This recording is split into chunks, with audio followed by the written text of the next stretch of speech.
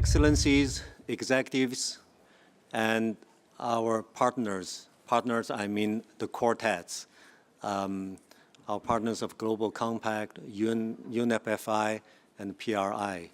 And ladies and gentlemen, welcome to UNCTAD. Welcome to UNCTAD World Investment Forum 2018, and welcome to this SSE dialogue. Welcome back, because we had a dialogue in 2014 in the Palais des Nations. Now, it is my honor to welcome such a distinguished group of capital market leaders to Geneva for the 2018 Sustainable Stock Exchange Global Dialogue.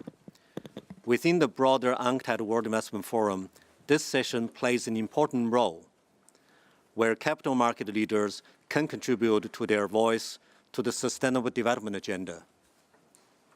Our objective in this session is to engage with the critical important question of how security regulators, stock exchanges, investors, and other capital market stakeholders working together can contribute to tackling some of the 21st century biggest sustainability challenge.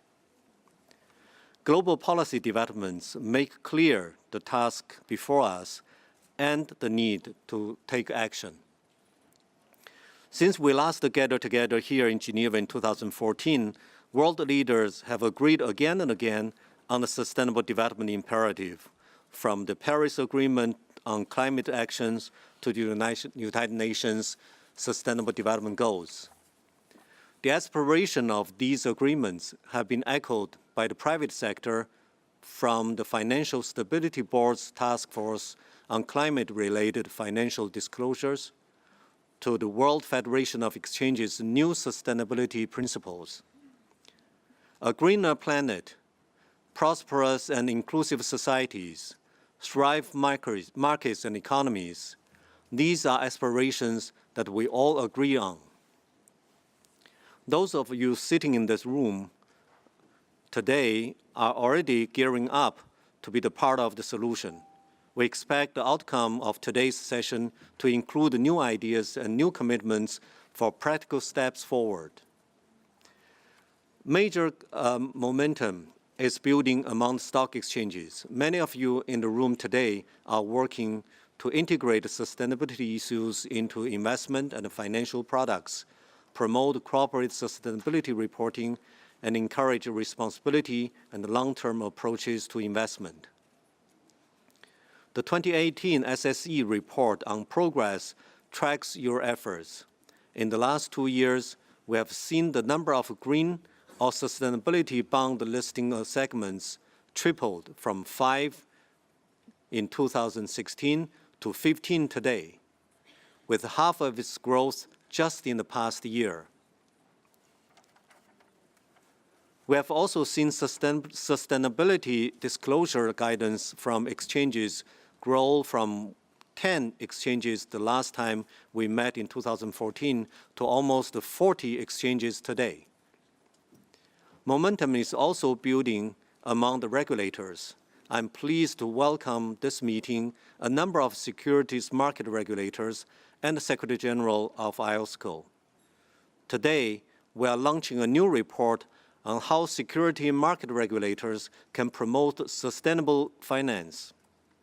And I would like to thank Dr. Mohamed Omran of Egypt's Financial Regulatory Authority for chairing the advisory group that prepared this report, and to our colleague Anthony Miller for his leadership of the team in preparing this report with our quartet membership.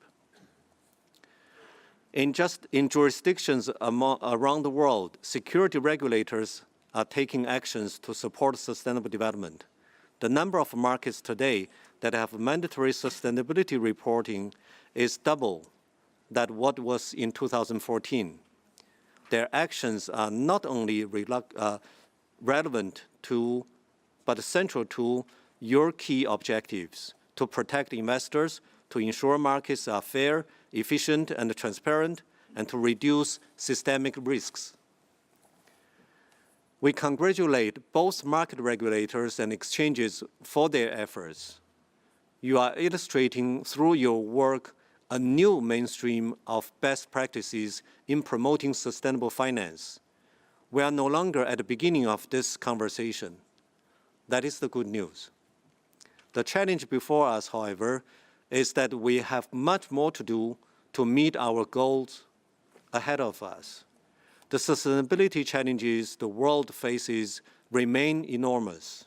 Climate change is clear and present danger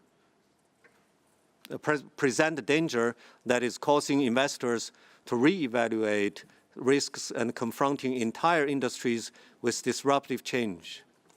Social inequalities are leading to political and economic instability in both developed and developing countries alike, threatening international trade and investment. To tackle these global challenges, yes, we must regulate, but we must also innovate and educate. New sustainability themed products and the market training are critical developments that many exchanges and security regulators are fostering. We must use every tool at our disposal with the aim of building a world where market signals align with sustainable development objectives. UNCTAD and our SSE partners, the UN Global Compact, UNEP, and PRI can help. Through the SSE, exchanges have access to guidance, research, and technical assistance to assist their efforts to contribute to sustainable development. The key capital market institutions, IOSCO and the WFE, are stepping up their activities on sustainable finance. We applaud your efforts and look forward to strengthening our collaboration in this area. Ladies and gentlemen, next year is the SSE's 10th anniversary. So before I conclude, I want to take this moment to reflect on the progress we have all made together via this initiative. Since its launch in 2009, the SSE was built on the demand from exchanges for a place to come together with investors, companies, regulators, and policymakers to share good practices and challenges in a multiple stakeholder environment. In 2012, the first 5 stock exchanges joined SSE, making a public commitment to advancing sustainability in their market. NASDAQ, Egyptian exchanges, the Brazilian exchanges B3, Borsa Istanbul, and the Johannesburg stock exchanges. You were all groundbreakers who paved the way for others. Today, we count 78 partner exchanges around the world. Over the years, it has been a great pleasure for myself and my team to interact with all of you, gaining insights as we go. Today, I want to close by sharing one anecdote. An exchange executives once said to us that it is not academic arguments and research around the sustainable finance that is the key motivating factor. Rather, the executive said, it is because I have grandchildren and I'm not stupid. I think that's Sandy Fisher who said that, if I remember correctly. Blunt and direct. I think this captures the thinking of many leaders around the world.